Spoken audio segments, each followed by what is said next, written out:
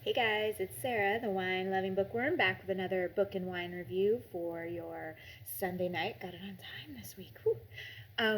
Okay, so take my notes out. Hello. Let's start with the wine. Today, I'm kind of excited about this. This is a Fink's Sparkling Chardonnay. Now, I'm not a Chardonnay fan. Ugh, I really kind of hate it. But this, I listened to the Wine and Crime podcast, if you've ever heard of them, and they actually turned me on to the wine club I belong to now, Wink. And this is one of the ones that they had on their podcast that they were trying. And they said, this is the only kind of Chardonnay we'll drink. So I'm like, well, I have to try it. It is also a like champagne kind of top. So I thought I'd open it on camera and totally embarrass myself. Okay, ready? Oh, here it goes. Ooh. Awesome. Okay. So let's pour it in and give it a shot. Sorry, I'm less prepared today. Cheers. Oh wait, let me tell you about it. It's light and dry, 12.5% alcohol. It's eco-friendly and vegan, which you're like, how can a wine not be vegan?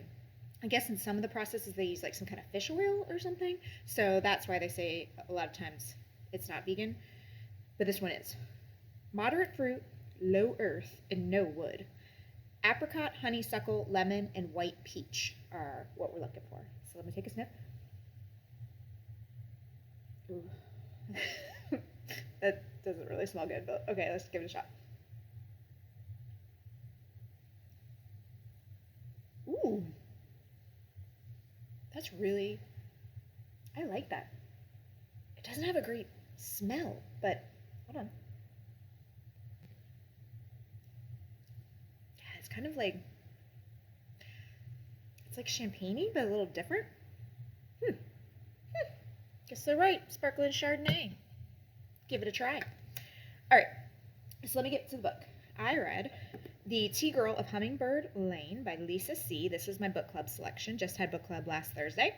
It's fiction, 364 pages, told in the third person. The author, Lisa C., wrote Shanghai Girls. I've never read it, but I've kind of heard of it, and that's what they were talking about at class.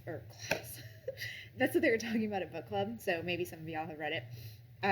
She started out as a magazine writer. She graduated from Loyola University.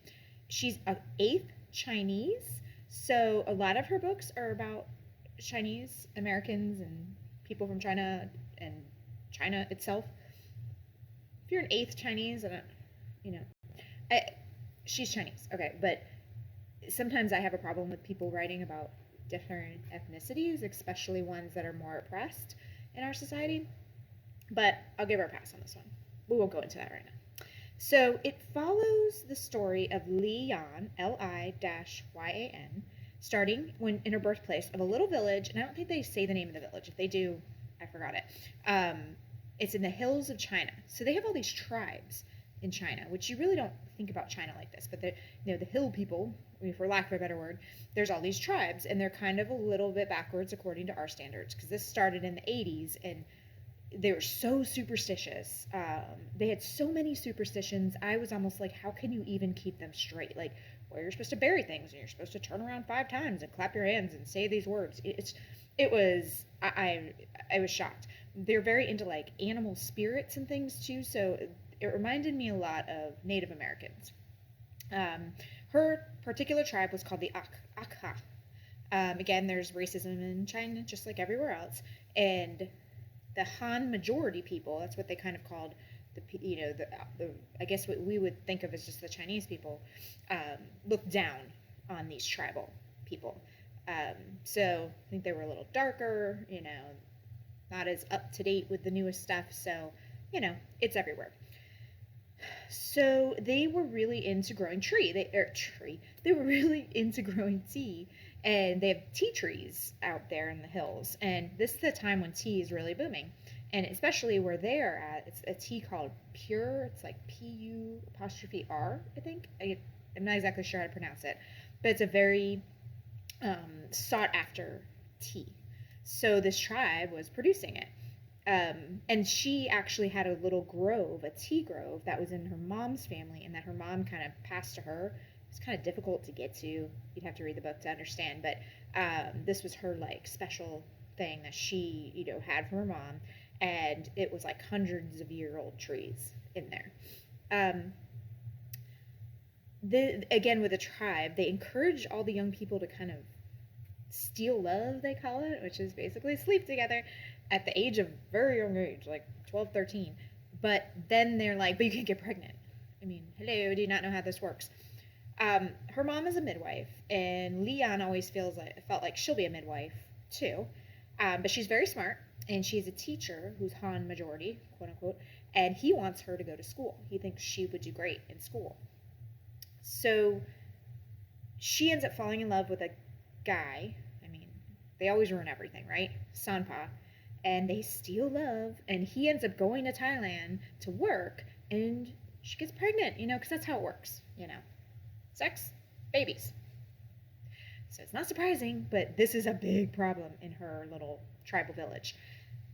Sanpa's gone, and they can't get in touch with him, so he can't marry her before the baby's born. I guess if he came back and married her, it would have been okay. If there's like a baby, any kind of problem that they see with a baby, it's a human reject, and they will kill the baby. Like, it's not good. So she's just terrified, and when she finally goes into labor, her mom helps her deliver the baby, and then they immediately kind of go to a orphanage at the town over and drop the baby off. I think Leon does that all by herself, but the mom helps her hide it. Then Sanpa returns, a little too late, and they decide to get married and then go try to find the baby. And unfortunately, the baby's already been adopted out to America. So instead, they go to Thailand, and he takes her to Thailand to live, but it's real poor. They work really hard. She hates it there. And this is when, poppy seeds and stuff, Sampa's getting addicted to heroin. I think he was already doing it when he came back originally, and that's why he wanted to go back. He eventually dies, not how you might think from heroin, but a way that I won't tell you. You have to read the book. So she returns to her village. And usually if you run away like that, and I mean, you can't come back. But she tells them that he died, and they kind of let her back in, but she decides to go ahead and go to school at this point. And she becomes a tea maker is probably the wrong word. She studies tea and how to pour it and how to, almost like a sommelier for wine. She becomes like that for tea.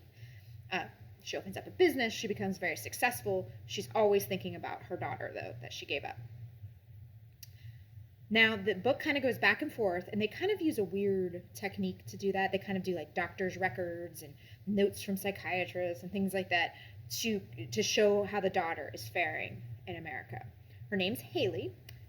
The names drove me crazy, and she must have done it on purpose, because there was one that was like a transcript when they were having group therapy with other Chinese adopted children. It's like Jessica, Tiffany, Ariel, Haley. Could we have more white names for these Chinese kids, They had a lot of anger about being adopted, which I don't think I know anybody that's adopted, or at least haven't had a conversation with them. Like, I'm not close to anybody that's been adopted. At book club, one lady, her granddaughter was adopted from China, and she said she never saw anything like this in her, but they all seemed just angry, and they felt put under pressure to be perfect because they were Chinese. And I don't necessarily, I don't know where the author is probably trying to impart that in the book, but to me, these families are very wealthy. I mean, you're put under a lot of pressure if you're from a wealthy family to perform academically, have music, sports, all that stuff. So I don't necessarily think it was because they were Chinese, but whatever. It was a little weird to me, the whole way she handled Haley, and kind of explaining her to the reader. I didn't like it. So Leon ends up marrying a rich guy, and they actually go back and forth to America. And you might think that's how she finds her daughter finally. It's not. I did not like the ending. A lot of the book was very like, oh, what a huge coincidence. Oh, what a huge coincidence. Oh, what a huge coincidence. I hate that, like, don't have everything just kind of tie up in a nice little bow. I don't like that. And that's kind of where this book went. I did like learning about these tribes, because they do exist. I thought that was super fascinating. But the actual story got a little cheesy at times. I really liked Leanne as a character. She was great. but her daughter, not so much. And maybe it's because the author just didn't, because you're reading like doctor's reports and stuff, you're not really getting her really how she feels until the very end. So maybe that's why she came off as a bit more of a shallow character. Anyway, a little too convenient of a story. I give it like 2.5 stars out of 5, I think. If you're a fan of this author, maybe you'd like it. I mean, it's gotten good reviews, but I didn't love it. And I think I'm getting a little burnout. I've read a lot of Chinese stuff, and just, you know, we're all dealing with this coronavirus stuff in here, and which is terrible. But they actually mentioned in here how all the pandemics come out of China. And I was like, whoa, that is a little too close to home right now. But a little aside there, but I thought that was interesting that that was in the book. Okay, so that's all for me. Next week, I watched the Jane Austen book club or something like that on Netflix, and I just decided I never liked Jane Austen, but I decided to give her another try from watching that movie. That sounds so stupid, like some fiction movie. So I'm starting with Jane Austen's Sense and Sensibility. I'll only read one a month, so I'm not going to overload you with Jane Austen. I'm actually kind of liking it so far. The women characters are really strong for being in the 1800s, which I love. So that'll be next week. Again, Tea-Girl Hummingbird Lane. I didn't love it, but if you like this author, you might enjoy it. Fink's Sparkling Chardonnay. It looks like you can only get it through my wine club, which is Wink Wine Club. But it's pretty good. If you ever like see a sparkling Chardonnay somewhere, give it a try because it's actually pretty decent. It doesn't smell great, but yeah, I like it. All right, guys, have a great week. Wash your hands, stay safe and healthy, and I will see you next Sunday. Cheers.